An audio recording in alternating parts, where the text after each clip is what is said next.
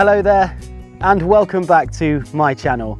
It is of course only me again, and thank you all so much for joining me back out on another metal detecting adventure. So where are we detecting this week? Well, that's a very good question. If you've watched my channel for a little while, you might remember this field.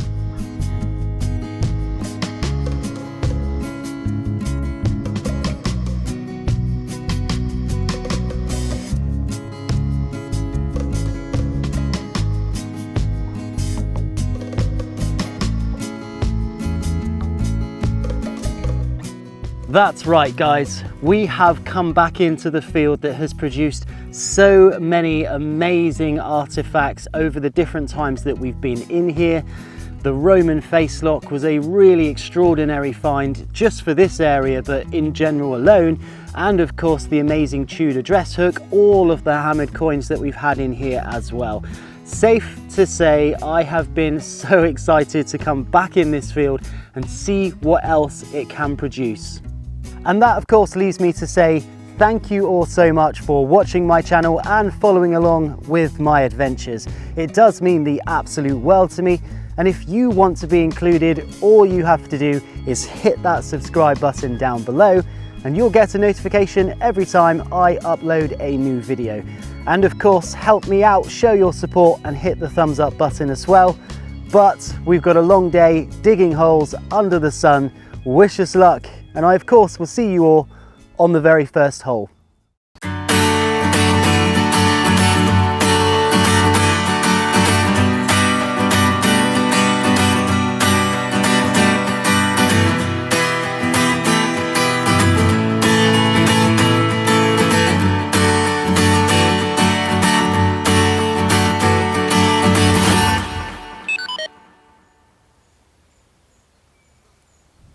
So we are using the Legacy 3.1 program today on our trusty XP 2 metal detector, and I've had to make no changes whatsoever, which is really nice. I know this ground really well, so I know that this program is going to work ultra well at penetrating the ground, especially through the top part of this stubble as well. So no problems there, and we have of course come down on our very first target as well. Now we've been detecting for about 20 minutes and what I've just pulled out is what I presume to be a nice little button, but I'm not 100% sure. And the reason why is because usually on the back you would expect to see one of those little shank things, but there's definitely not a shank thing on this button unless it's long gone. And quite interestingly, there's a sort of little dimple in the middle which protrudes on the other side as well. And what I love about it is that it was once gilded, because you can still see all of the lovely gold coming through there, and it's got a really nice design on it as well. It's very decorative. So if this was a button, it was a really pretty one, but it could possibly have been like a little brooch or something as well. So it's certainly a nice little find for our first finds, that's for sure. Yep, we had no problems finding this with the Legacy 3.1 in this stubble field, and it was probably about 5 inches deep as well. Nice, clean signals you always want to dig, but great start. Let's see what else we can get. And next up from the fields, we've had a really cool little watch winder, I would suggest. Definitely looks like a watch winder. Let's just poke that out and give it a bit of a clean. Yeah, that's definitely a little post-medieval watch winder. You can see the bit there that would have gone into the watch, likely a pocket watch or something like that, and you could have just turned it and wound it up. And of course this bit here was for you to suspend it from a chain so that you could also wear your watch and show it off to everybody. Pocket watches were a very prestigious item back, 100 or 150 years ago. If you had a pocket watch, you would show it off, because this thing was probably worth about half of your year's wage. If you had a silver one, my goodness, you had a lot of money. So if you ever find a silver pocket watch in a field, you have found somebody's prized possession. Trust me, they would have been absolutely devastated. But we didn't find the pocket watch, but we did find a cool little watch winder. So some of you guys that watch this channel know that I always look for really cool things in the ground, not just the metal ones, but anything that looks unusual. And I was just walking along the field and I found what looks to be the most unusual flint nodule I've ever seen. It's so cool. It's almost cylindrical, and look at that bit there. It's just stunning. I almost, you know, could have mistaken that for a nice big shiny coin or something, but I actually just saw it lying on the ground like that, thought it might be a bone, so I picked it up and realized it's actually a really cool flint nodule. And it's just crazy to think that this thing is broken in such a way that it's such a clean, flat surface here where you can see inside the actual nodule itself. But yeah, I just really love it. I can see this seam, you know, running through the geology of the landscape, and over the years of ploughing it's just taken it up to the surface, which is super cool. But yeah, not metal, but a really interesting surface find, and it's a nice little flint nodule. So we have not been in the field for that long, and I have just come down on quite a low sounding target. This is ringing up at about 43 to 46 or something like that, and going over it, it was really hard to find, honestly, but I dug out a couple of spadefuls, put the pinpointer in, and what's just come out I think is absolutely unbelievable, and possibly a nice little bucket lister for me as well. So come in and take a look. I hope it is what I think it is, but we'll soon find out. Okay, so take a look in here, just poking out on this little bit of loose soil here. I am pretty sure that is silver, and more to the point, I think it's a little hammered coin. I think it's a little hammered coin, which is absolutely tiny. It just is absolutely so small, so delicate, and it's got to be silver. Surely it has to be.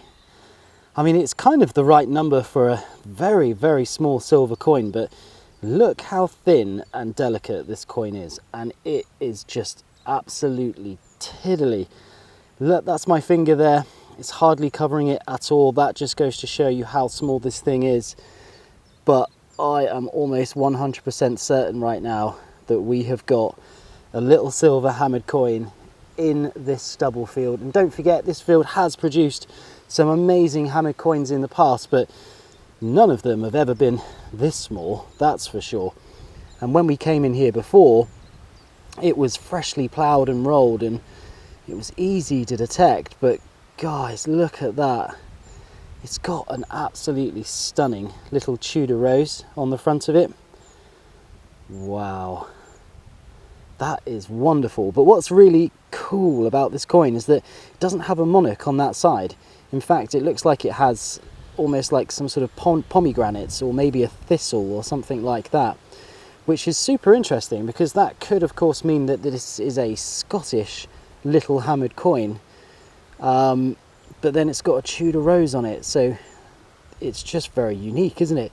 Very unique. I mean, it could very well be like a sort of Commonwealth era type coin, i.e. sort of 1600s or something like that, which of course would place it in the reign of Charles I, but it would surely have to be after Charles I's death, because it doesn't have his portrait on it, unless of course it is just like a Scottish version, maybe like a tiny penny or a half penny or something like that. It's very possible, but guys, I have never found anything like this. It's very small. We've gone and found it in this stubble field, probably at about 4 or 5 inches, something like that, and we're going over the top of the stubble, so that really is an absolute win for the Legacy programme. What an amazing little tiny hammered coin that we've come down on in this field. I knew this site was good, and to be honest, it's nowhere near as noisy as when we first came in here, but we sure did put a few days in here. But this goes to show that it's absolutely possible for you to miss things regardless of how much time you put into a field. And I absolutely love it. So let's see what else comes out. So I've just had another target not too far on from the tiny little hammered coin, which still don't have a clue what that is, to be honest, but hopefully by the time you're watching this video there will be a nice graphic on there showing you exactly what type of coin it is. And we've just gone and found a tiny little buckle fragment. That's so cool. And what's really cool about it is it's still got the little central pivot pin there as well, just in the middle, which is really, really nice. So it's really thin, isn't it? I can't imagine this would have been a buckle that would have lasted very long, and obviously it's easily broken in this field because it's just so thin and dainty. But it's really nice. It probably is at least sort of Tudor, maybe into the 1600s, which could also date to around the age of that little tiny hammered coin as well. But it was an absolutely lovely target in this stubble field. Again, not shallow. This was probably about 5 inches down, and we managed to find it. So yeah, a nice little buckle fragment. Let's see what else comes out.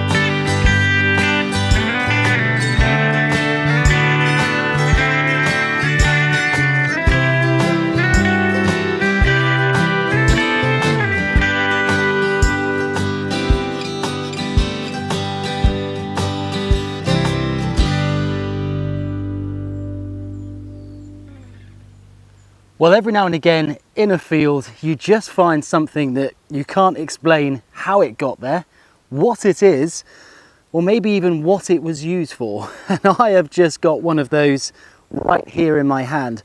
Now, it's important to say that this was an absolute ear-bursting target. It was quite deep. I'd probably say about 8 inches in this ploughed soil. But my goodness, you can see exactly why it was so loud, because what's come out is a really interesting little sort of copper alloy thing. I honestly have absolutely no idea what this thing is, but initially I thought, do you know what, this looks like one of those kind of drawer handles or something like that, but I don't think it is, because it's not a very regular shape, and you would expect something that's cast to be part of furniture to be pretty regular, but this one is absolutely not, and it is so heavy. I mean, this is solid. It's not hollow in the middle. It's absolutely solid, but it doesn't really appear to have sort of any decoration on it. It's got a little hole in the top bit here, which, I don't know, maybe something once went through it. Maybe it was part of something. It does appear that there might have been something iron that stuck out of the bottom bit as well. But yeah, it's just super solid. It's made of bronze. It's just a really, really interesting little target, and I am stumped. I have absolutely no idea. So I'm going to put this one out to you. What do you guys think this thing is? Do you think it's part of furniture? Do you think it's something else? Do you think it might be something really old? Certainly hope so, but let me know down below in the comments what you think of this one, and hopefully something good. And we've gone and found another unexplained little copper alloy thing in the field. Again, really, really nice target. This one was actually quite close to the top, so it was one of those sort of double beeping style targets where you just know that it's either going to be a massive tin can or it's just going to be something lying close to the top. And this is what came out, and honestly, I have absolutely no idea. But there is one thing about this which I really like, and it's got all of these little sort of circular pits on the front of it. And I don't know if you can see it on the camera, but you can certainly see them when you're holding it in your hand. And it just looks like at one stage it would have been really, really decorative. But to be honest with you, I don't know what it is, and it's obviously broken here, so there would have been a bigger part to it. Now, whether or not it was just another decorative bit on here as well, or who knows, who knows. The other side is completely blank, so it's quite obvious that this was designed to be pinned to something that was flat, and this side was meant to be seen, but the other side definitely was not. And I'm starting to think that maybe this is part of, I don't know, like a musket rifle or something like that. I could kind of see this being on a musket rifle as maybe a bit of decoration, but obviously it could also be a lot older than that as well. So it's just one of those random items which unfortunately I may never ever know exactly what this is. But maybe, just maybe, there's somebody out there watching this video that's going to look at this and go, oh my god, I found one of those before, it's one of these. And if you are that person, please leave a comment down below and let me know, because otherwise I'm never going to know what this is. And I certainly would like to know what this is, just because I know that it would have been very decorative. But maybe some more furniture, maybe not, but it's still a nice little find in the field. Let's keep going under the sun and see what else comes out. So I've just had a really cool little thing come out of this field, and this was a lovely sounding target, and I sort of saw that bit, cleaned the mud off of it, flipped it over, and check this out. That has got the bust, I think, of possibly Queen Victoria on it. I'm almost sure of it. And what confirms it even more for me is that on the top here you can actually see Queen Victoria's tiny little crown, which she had specially made for her. And I mean, it's got like some writing at the bottom here, it's got something on this side, and it's got something that would have been on this side, but it looks like it's broken off. But I am almost 100% sure that is a little portrait of Queen Victoria. And if you look with the eye of faith, you can just see her little morning gown in the back there as well. So I have no idea what it is. I've got no idea what it's come from. But it is really, really interesting. You can see how it fixed to something here, because there's a little pin just on the back. And that was obviously how it would have pressed into whatever this was on. And whether this was on some type of memorial plaque or after she died to commemorate her or something like that, I'm not 100% sure, guys. But it's not made of silver. It was quite a low sort of sounding target. It was about sort of 64 or something like that. So it was definitely not silver, because silver, something this big, would just be a much higher number. But I do think it's pewter. And the reason I say that is because it's sort of got that silvery look to it, but there's a little bit of corrosion on her head there as well. So I absolutely love it. I think it's such a nice little find. I just don't know what it's from. I'm pretty sure that if I was to do a bit of research on this one, I might be able to find out exactly where this has come from. But if anyone out there does know, of course, leave a comment down below. But it's just another really interesting find from this field, and they're coming out thick and fast. They really are. So let's just keep going, see what else we can get, and keep you posted.